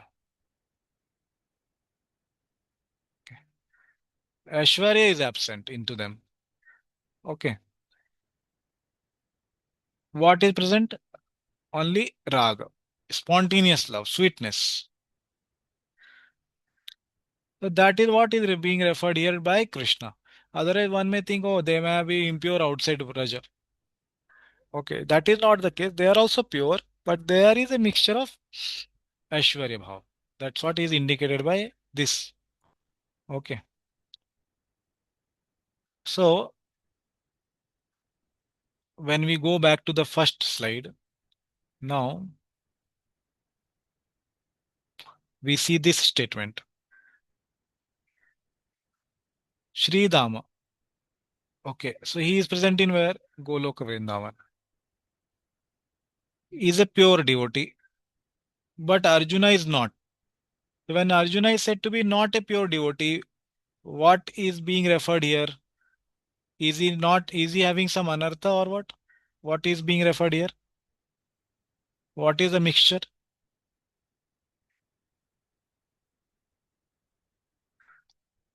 What we saw just now, the mixture is of Aishwarya. Okay. Why? How do we know? Because as soon as Krishna showed him the Vishwarup, immediately Arjuna was affected. But Mother Yashoda also saw Lord Krishna showing his universe in the mouth and into the belly. But she did not had any effect. She did not have any effect on her Vatsalya Bhav. Correct. So Arjuna, having the Aishwarya Bhav, he gets affected.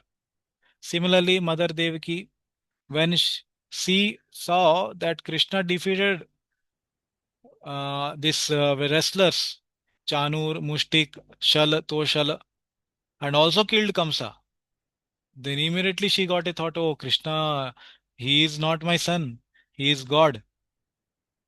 But Mother Yashoda, when she also saw, she did not have any feelings like that.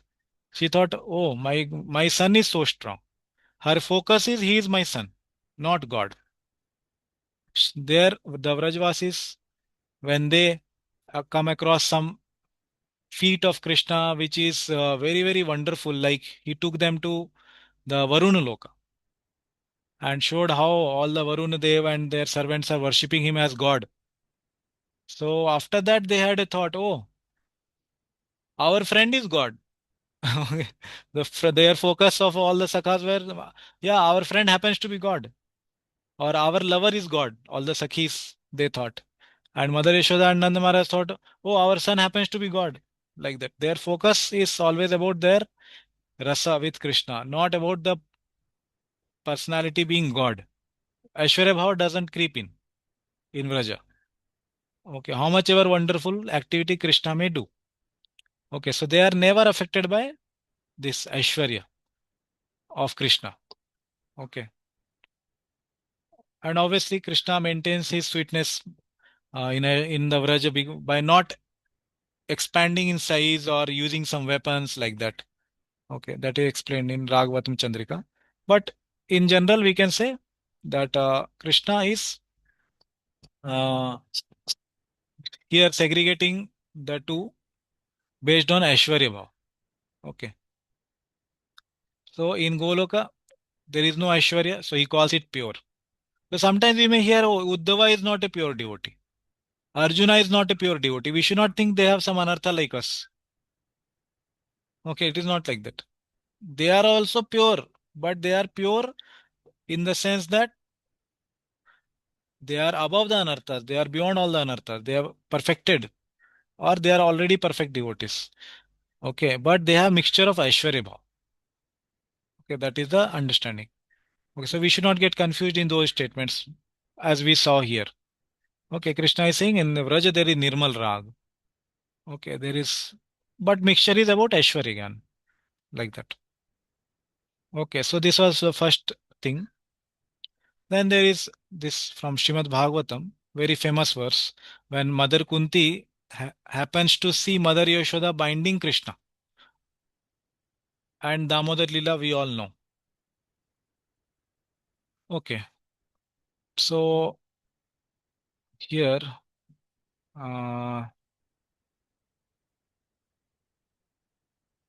okay, we'll read the purport of this.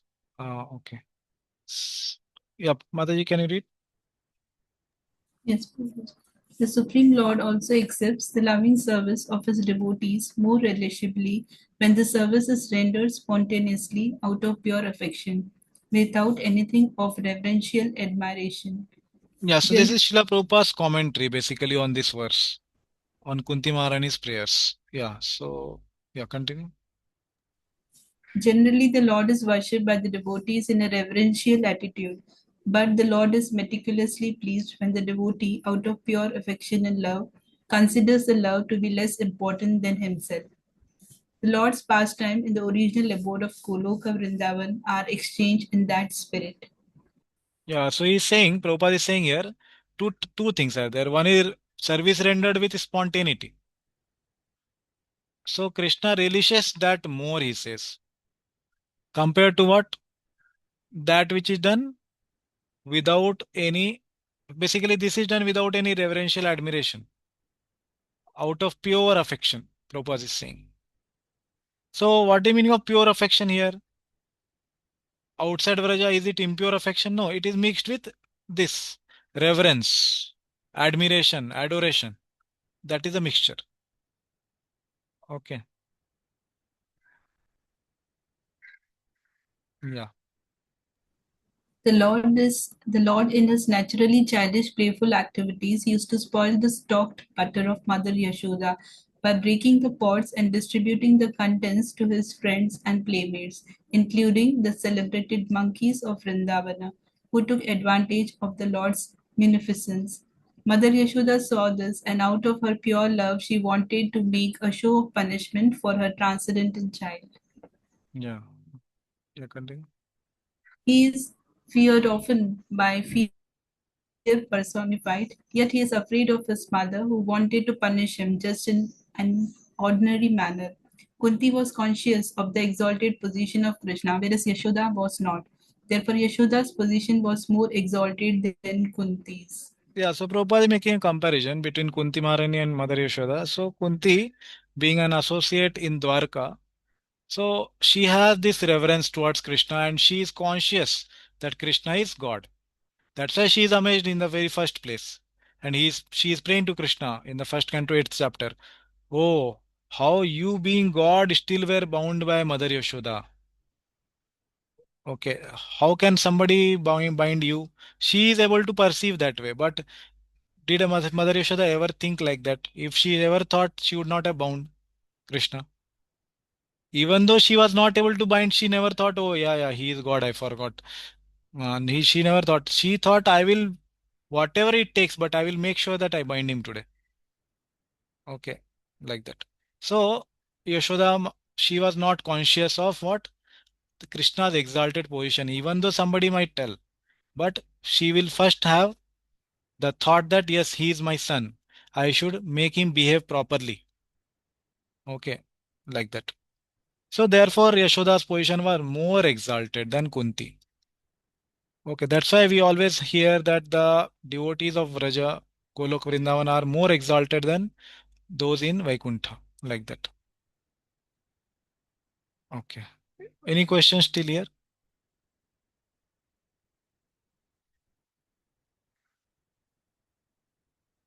Okay, so the last part here, this is from Shivaram Swami Maharaj's book called Shuddha Bhakti Chintamani, chapter 26, Unstudied Worship of the Name, Avnishtit Bhajan Kriya, basically, part 2.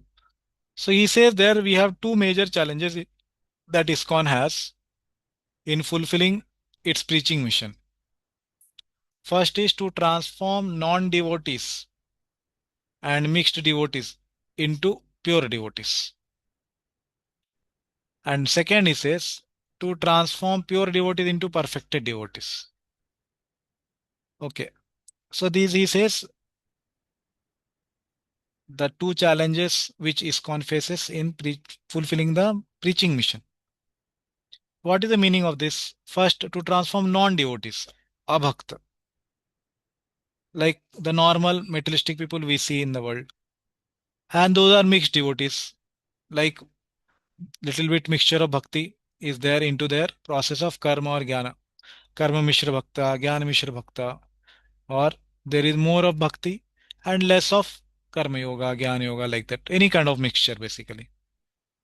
Okay, they are mixed devotees. To transform these both categories into practitioners of Uttama Bhakti or pure devotees. Okay, Uttama Bhakti basically it represents. But then he says pure devotee also have to be transformed into perfected devotees. Means what? Those who attain at those who have reached the stage of bhava and prem. Correct. That is what is perfection, right? That is our goal. So why is he calling this pure devotees? Then what is category before perfected devotees? These are, he is calling as practitioners. Not that they have become pure and given up all anarthas. No, they may have anarthas, but they are practitioner of Uttama Bhakti. Hence they are called here as pure devotees. Otherwise one would say, no, no, pure devotee means who has attained bhava and prem. Then what is this then? Perfected devotee. Okay. So sometimes those who are practitioners also may be called pure. Many times Prabhupada also tells that in purport. As we saw in 9.30 Bhagavad Gita. He told these pure devotees also may have some misgivings in the heart. How will pure devotees have misgiving in the heart? And he said that Krishna himself said that Tesham Satatyuktana Bhajtam Priti Purvakam Dadami Buddhi Yogam Tam Yena Mamupyanti Te. Okay, Nashyami Atma Bhavastho Jnana Deepena Bhaswata. For such people who are constantly engaged in my bhakti, for them, Nashyami Atma Bhavastho, I myself destroy all the darkness in their heart. Jnana Deepena Bhaswata. Okay, like that. So there Prabhupada writes. So these are the things which we discussed already. Okay, and coming to the very first slide, we had 3 questions, right? So that we are answering here. So there it was mentioned that Rupa Goswami is a pure devotee, but we are not. What is the meaning of that? So Nitisiddhas, others also, like Rupa Goswami, they have pure Shraddha. Okay, and they have also pure Swabhava. But for us as practicing devotee, which one we don't have among these two? As practicing devotees, which one we don't have? Swabhav. Swabhav. We don't have pure Swabhava. Our Swabhava is still impure. Content. And also we have pure Shraddha, but smaller in quantity as compared to Rupa Goswami's. But still it is pure. Okay. Just like the child of the cub of the lion is not any other species. It is the same species. It's lion only. Okay. Still it is pure. That's what we are trying to say. Sadhana Siddhas like Narad Muni, they have pure Shraddha and purified Swabhava. Okay. So their Swabhava has got purified by practice of bhakti. And like that ours also will happen by the practice of bhakti, by the path of bhakti, process of bhakti. Sadhakas like us, we have pure Shraddha and purifying Swabhava. It is in the process, as we discussed. Anarth Nivritti is ongoing, like that. And mixed devotees, they have impure Shraddha because their goals itself, like we discussed the very first definition of mixed bhakti. There the person had goals of violence, correct, in Tamogun. In the Rajogun, what was the goal? The goal was to have some pride or some fame, like that, by practice of bhakti. And Sattvagun, by the practice of bhakti, the goal was to attain liberation and also was destruction of karma. Okay, these were the goals of bhakti practiced under the mode of Sattvagun. Okay, so they are the practitioners who have those goals. Okay, so they have impure Shraddha. The goal is not pure. Anyabhilashita Shunyam is not there. Okay, so these are the meanings of various terminologies. Okay, so here we will pause for today. The workshop, are we practicing pure bhakti? So we basically discussed how even in the time of practice, okay, in the stage of practice, one can have purity in his swabhava, sorry, in the Shraddha, and he may have some impurity in the swabhava, which will gradually go away by the process of bhakti during the anarth nivritti majorly. Okay, this is what we discussed till now. And also we saw another important conclusion that the devotees try to practice with this definition which Rupa Goswami gave now, Uttama Bhakti definition. Anya Bhilashita Shunyam. Okay, having no desires other than desire to please Krishna. Jnana Karma Adi Anavritam, being uncovered by Jnana and Karma. Okay, and then Anukulyana, favorably trying to do what? Anushilanam. Okay, practicing bhakti as a cultivation, as Prabhupada told, as a Anushilanam means practice, continuous practice, like that. Okay, so this path is called Uttama Bhakti. This practice itself is Uttama Bhakti. Not that we will attain Uttama Bhakti. Okay, and what is goal of this bhakti? Is to practice bhakti itself. Okay, obviously prema, but the fruit is not mentioned in this shloka, right? There is no fruit mentioned that, okay, you do this bhakti, you will gain this. Okay, so what is the fruit of this bhakti is said here? Anushilanam, continuous practice is told. By bhakti, you will get bhakti only. Okay, like that. Okay, any questions till now what we discussed?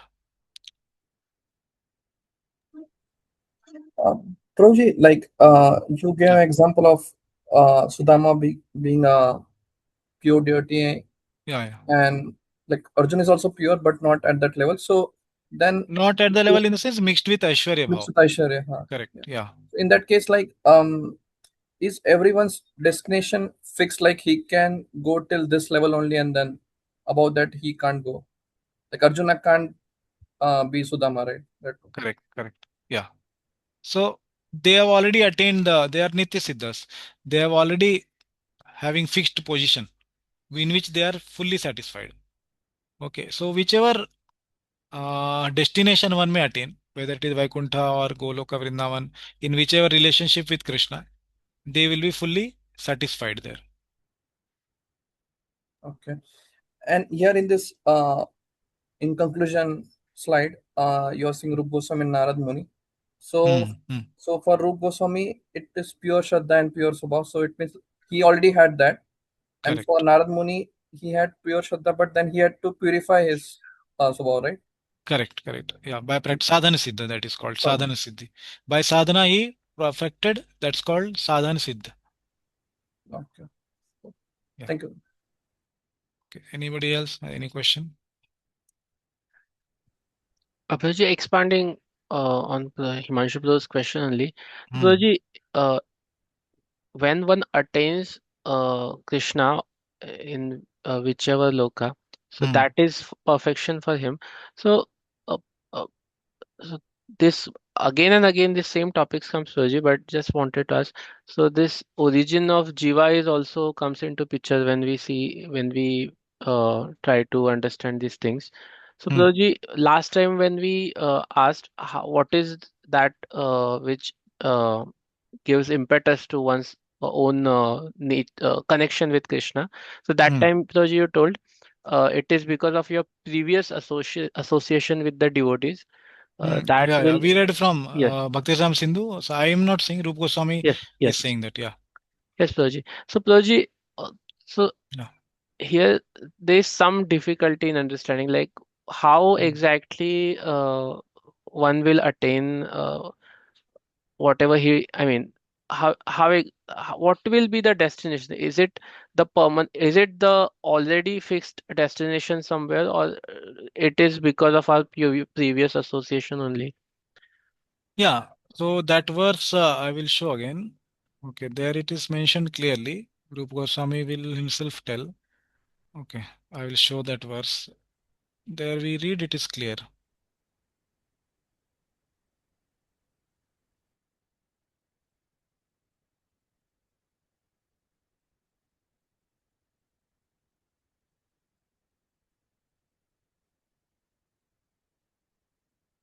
Okay. So before I show this, I had showed that time earlier also from Brahma Samhita. There is a verse which says what destination, what relationship one can attain. Okay.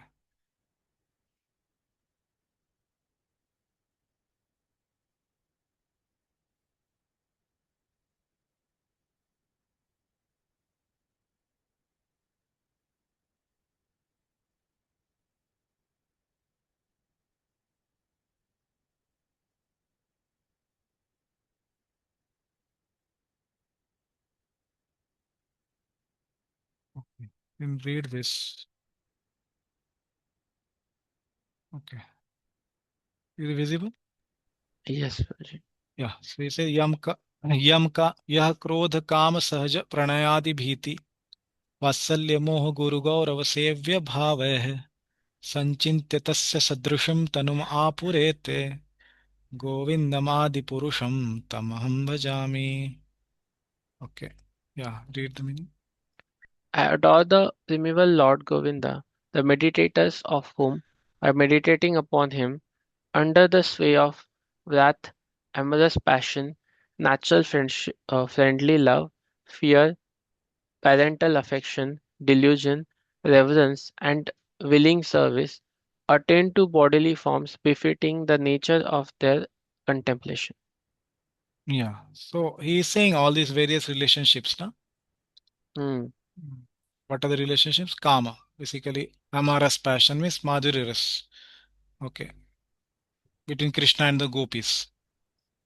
Sahaja pranaya. Okay. Natural friendly love. Okay. Vatsalya. Parental affection. Guru Gaurava. Reverence. Like maybe a son has for parent. Okay. Krishna's Hmm. sons. Like that. Okay. Sevya bhava. All this. Sanchintya. Chinta means to do meditation or chintana. Sanchintya. Meditating on having a relationship with Krishna in these modes, in this bhava, sadrishim tanum apuhu, befitting bodily form is attained. Okay, Hmm. I worship that primeval Lord.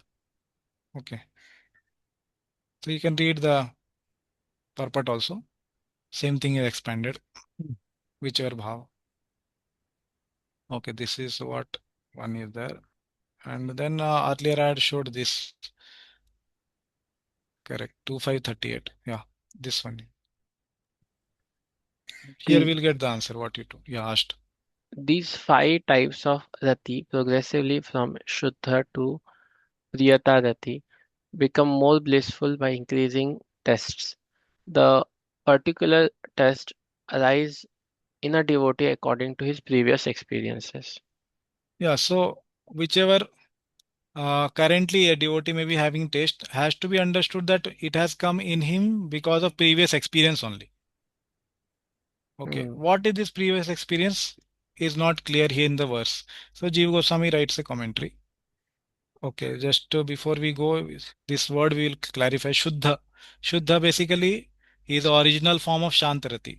Shantarasa is there, na? Shuddha is original form of that. Shantarasa is category, a type of Shuddha Rasa basically, Shuddharati.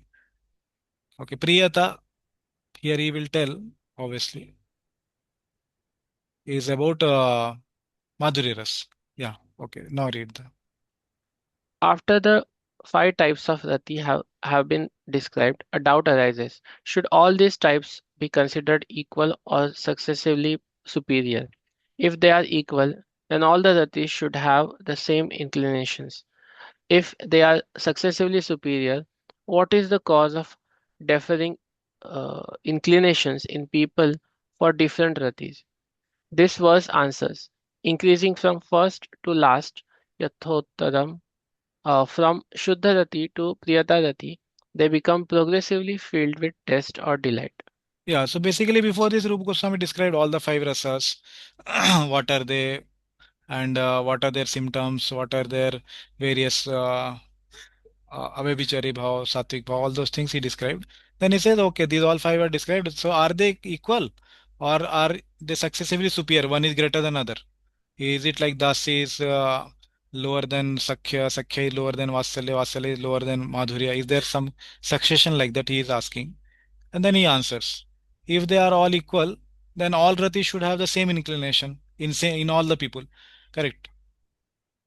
If everybody, if all are equal, then all rati should have same inclination in all the people.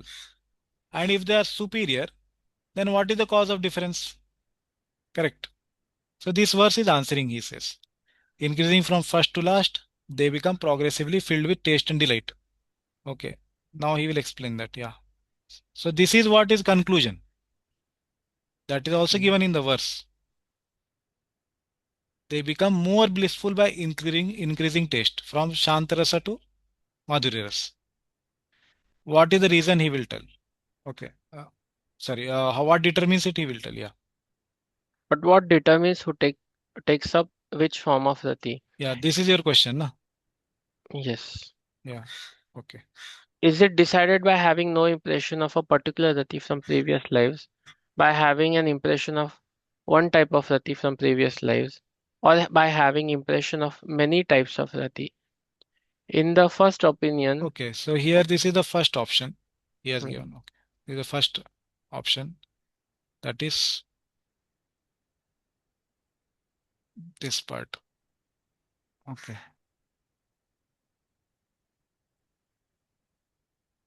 Then second is by having impressions of one type. And this is the third option. Okay.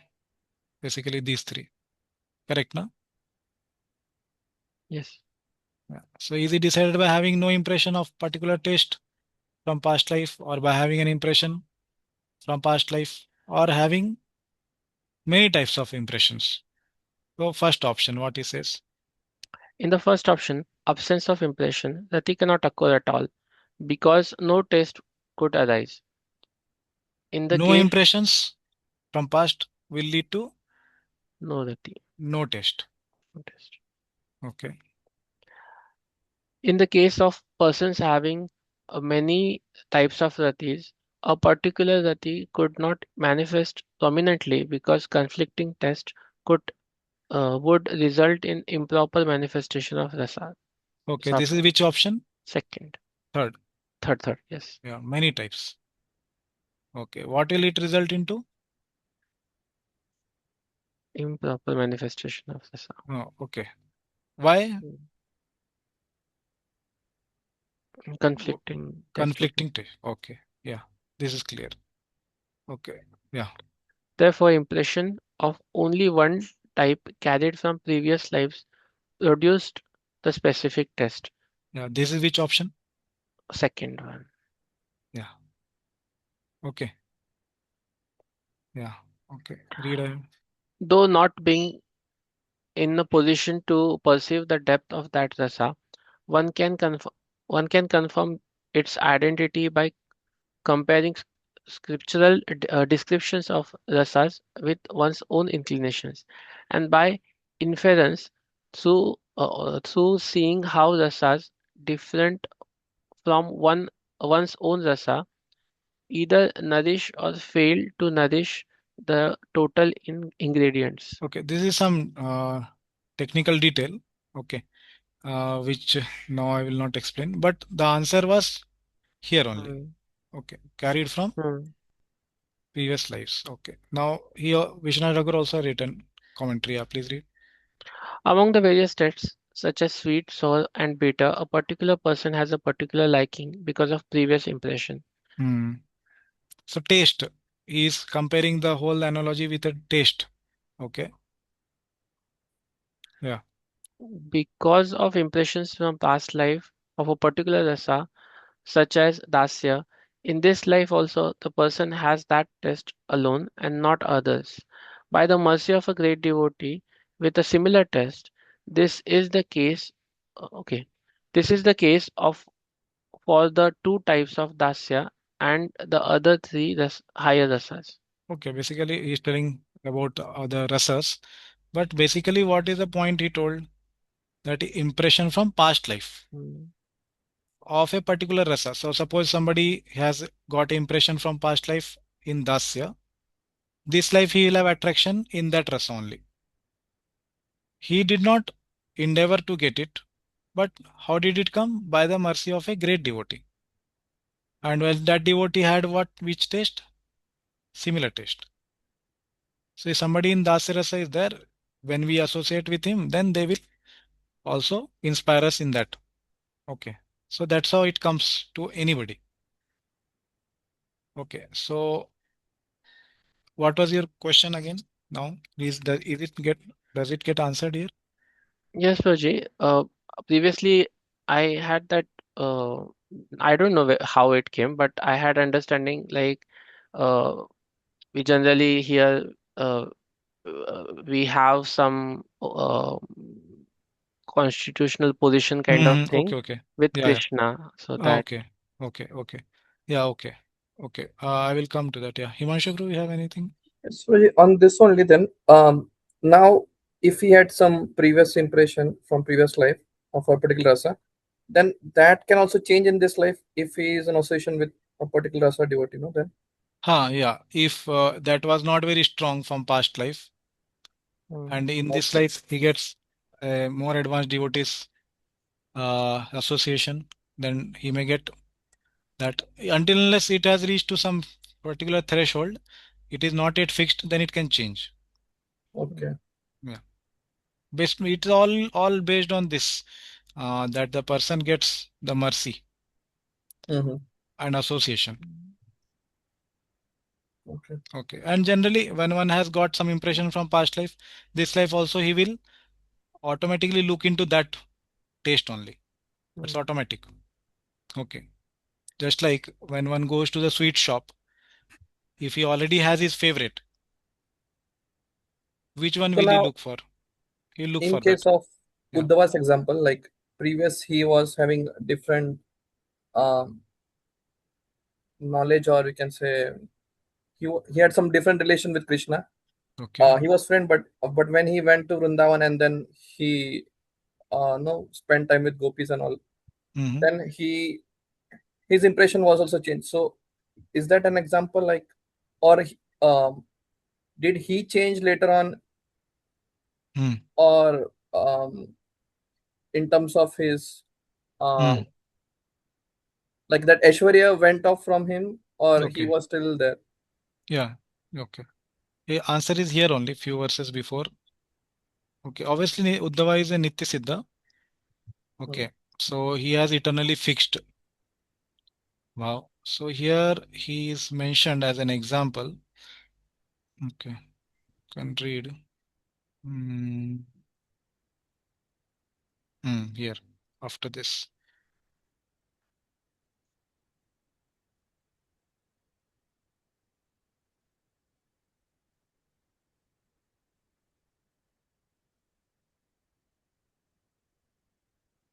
Hmm. Okay. Yeah. Read this. When two or three of the three types of rati are found together in a person, it is called Shankula rati, mixed rati. It is found in Uddhava, Bhim, and Mukhara. A person is identified by the rati, which is the most prominent. Okay. His example is given here, right? and which is case is told as Sankula Rati. Sankula, mixed. Okay. So here he is saying, yeah, read this. In this three type of rati, there is a permanence of the various ratis, whereas in Swachha Shuddha rati, the taste is not permanent, even though various type of rati manifest. Mukhara, uh, referred to in this verse, is an old woman who acted as a nurse for Yashoda.